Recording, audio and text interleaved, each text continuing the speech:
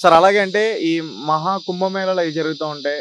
ఎక్కడెక్కడి నుంచో స్వాములందరూ కూడా వస్తూ ఉంటారు. అంటే ముఖ్యంగా ఈ సాధువులు హిమాలయాల నుంచి ఈ అఘోరాలు, సాధువులు ఒక్కసారిగా అందరూ వచ్చేస్తారు. ఒక్కసారిగా మాయమైపోతారు.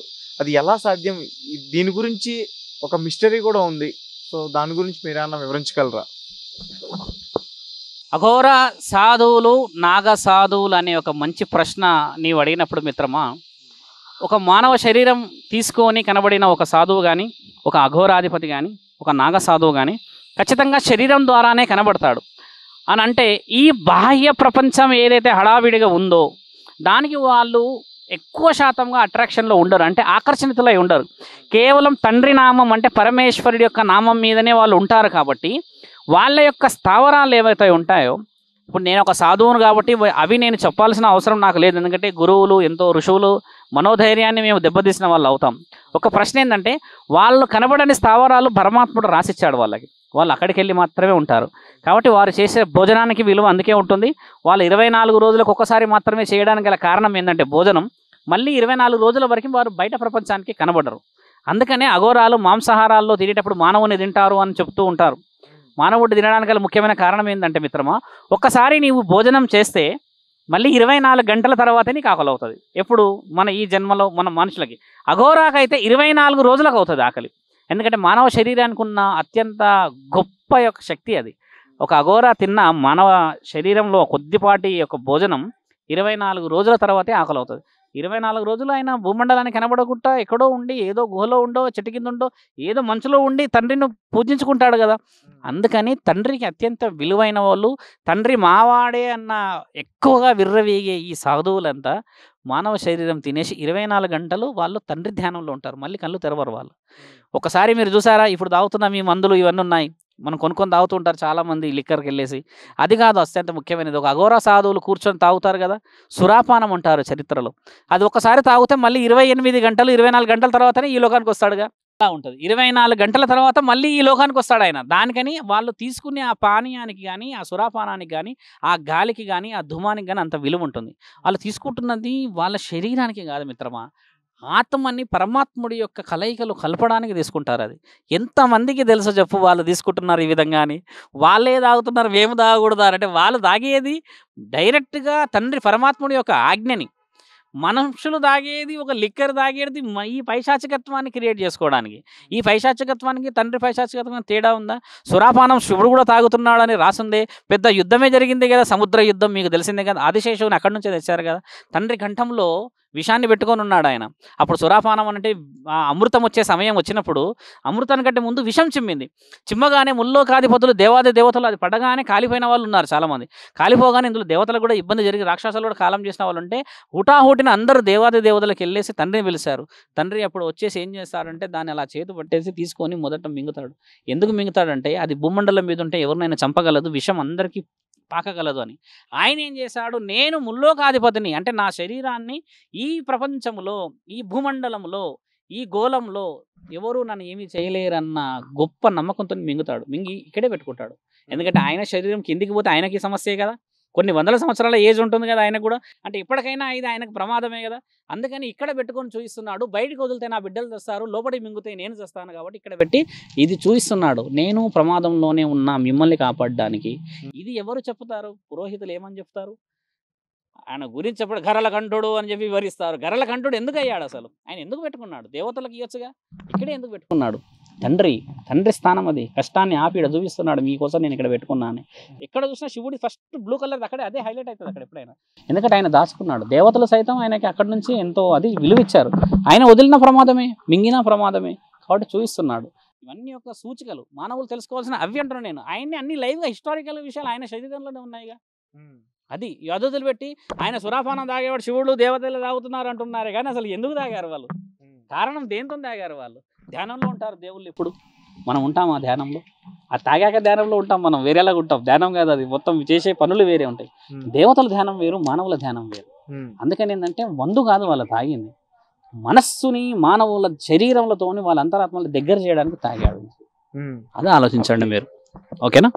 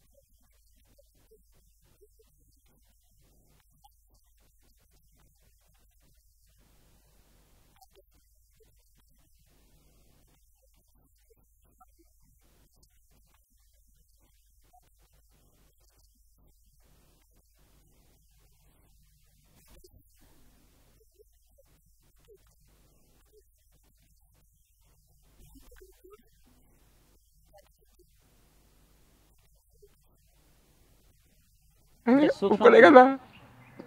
ఎవరైనా శక్తి అంటే శక్తి అమ్మవారు. ఆ శక్తి నుంచి ముగ్గురు పుట్టించినారు. ఇప్పుడు ఎట్లా ఇప్పుడు గవర్నమెంట్ ఉంటే ఎట్లుంటారు రెవెన్యూ డిపార్ట్మెంట్, హోమ్ డిపార్ట్మెంట్ ఇవి ఎట్లా ఉంటాయో దేవుడు కూడా అన్ని రకాలు పుట్టించినాడు. అందరి కోసం ఒక్కొక్క యుగంలో ఒక్కొక్క దేవుడు వచ్చినాడు. కానీ శివుడు మాత్రం భూమి పుట్టినప్పటి నుంచి అంతమయ్యే వరకు ఆయనే ఉంటాడు. మిగతాలంతా ఇప్పుడు రామ అవతారం ఉంది, కృష్ణ అవతారం వచ్చింది. వీళ్ళందరూ ఒక్కొక్క యుగంలో ఒక్కొక్క అవతారం ఎత్తుకుని వచ్చిన వాళ్ళు ఉన్నారు. బ్రహ్మంగారు కూడా మనకు ముందే చెప్పాడు ఏమేమి జరుగుతాయి అన్నీ చెప్పాడు. ఎందుకంటే ఆ దేవునికి ఎప్పుడు కలిసిపోయి ఉంటారో వాళ్ళు ముంగటి భవిష్యత్తు వాళ్ళు చెప్పగలుగుతారు. అందరూ చెప్పలేరు. ఆయనతో ఉంటే లింక్ ఉంటే ఇప్పుడు మీకు ఉంది దీని గురించి మొత్తం చెప్పగలుగుతారు. ఏ బట్ట వస్తే ఆన్ అవుతుంది, మాకు తెలియదు అది. అదే ఈ దీక్ష కూడా ఎట్లుంటుందంటే స్వామి, అది గురువు నుంచి తీసుకుని సాధన చేసిన తర్వాత అది చేసిన తర్వాత ఈ లోకానికి అంతా వదిలేస్తారు. దీంతో ఇంకా సంబంధం ఉండదు స్వామి. ఎవరు ఇప్పుడు దత్తస్వామికి 24 మంది గురువులు ఉన్నారు, దత్తాత్రేయ స్వామికి. అట్లే మనకు కూడా 24 మంది గురువులు ఉన్నారు. ఎప్పుడు భోజనం కోసం పోతే ఆ భోజనం మన దగ్గర రావాలి. ప్రతి విషయం ఏదైనా అక్కడికే రావాలి. మనం అక్కడికి పోతే దానికి లాభం ఉండదు. అందుకే వీళ్ళంతా ఒక్కసారి వస్తారు, ఒక్కసారి అది ఎవరికి త్రికరణ శుద్ధి ఎవరికి ఉంటే వాళ్ళు కనబడతారు, మాయమైపోతుంది. ఇట్లా క్లోజ్ అయితే అర్థమైపోతుంటుంది. ఒక 1000 మంది ఇట్లా దగ్గరకు వచ్చి అర్థమైపోతుంది ఇదంతా అని. అప్పుడు మన ఇప్పుడు 1000 మంది ఒకసారి మనకు అప్పుడు ఏమవుతుంది, 1,00,000 మందిలో 10 మంది కనబడతారు. ఆడ ఆ 1,00,000 మంది సాధు ఎక్కడ పోయి ఎవరికి అర్థం కాదు. వాళ్ళు ట్రైన్లో పోరు, కార్లో పోరు, ప్లేన్లో పోరు, నడుచుకుంటూ పోరు. మరి 10 మంది లాస్ట్లో 10 మంది మిగులుతారు. లక్షల మందిలో 10 మందే కనబడతారు మన లాస్ట్లో. ఆ 10 మంది వెళ్ళిపోతారు. అది మెయిన్. అది అసలు అది స్వామి. నాగసాధు కానీ ఎవరు కానీ మా పుణ్యాత్ములు వీళ్ళంతా వాళ్ళే. మనకి ఇప్పుడు బకారి ఇప్పుడు ఎన్ని తెలుసాం కర్నూలు వస్తా లక్ష్మీనరసింహ స్వామి టెంపుల్ దగ్గర ఉంటారు కదా, సమాధి అయినాడు. కొన్ని ఎన్ని 100 సత్రాలు నడుస్తున్నాయి. మన నంది పైప్స్ ఉన్నాయి కదా, ఆయన నడిపిస్తుంటాడు. ఇప్పుడు ఎన్నో ఇప్పటి వరకు ఉన్నాయి స్వామి. ఇంకోటి ఏంటంటే మనం అంతా చనిపోయిన లెక్కనే. చనిపోయి బతకాలంటే ఈ మార్గం రావాలి.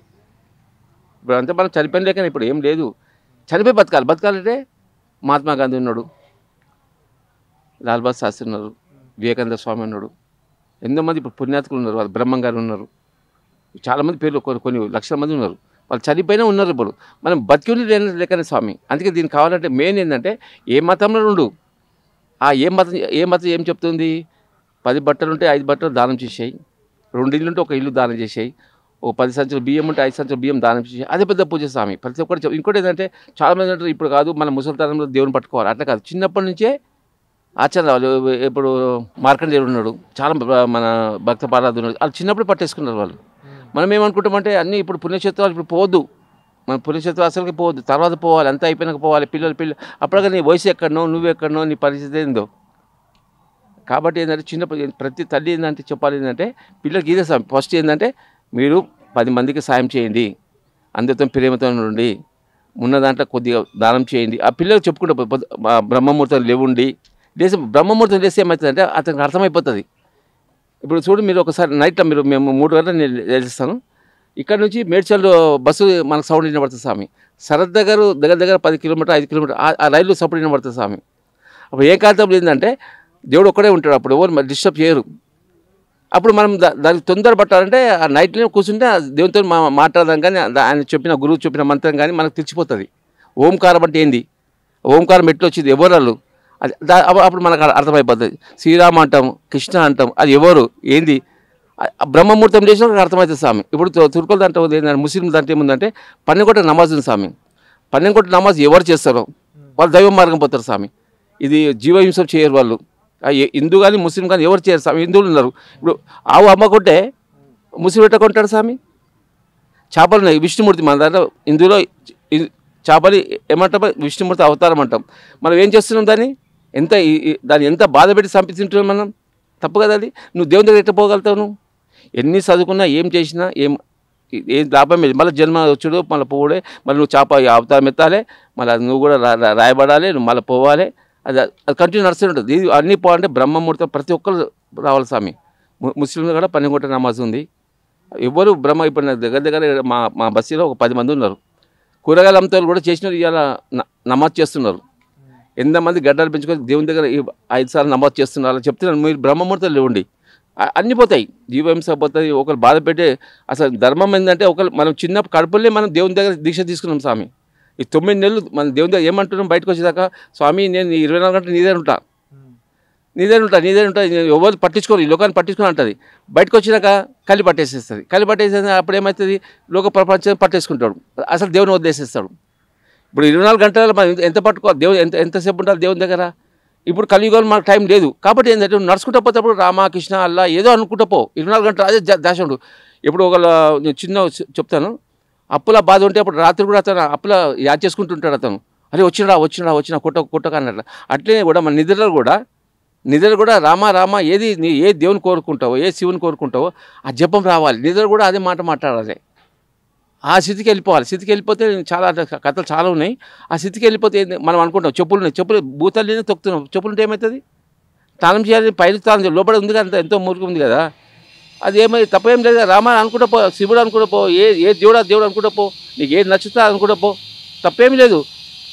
అప్పుడు ఏమవుతుంది, నీకు 24 గంటల కొద్ది ఇవన్నీ మర్చిపోతాం. ఈ బిల్డింగ్ ఒకసారి గులిపోతుంది, ఈ కారు కొత్త కారు పాతగా అయిపోతుంది, మనం ముసలితనం కనబడుతుంది, కాలు లేని కనబడుతుంది.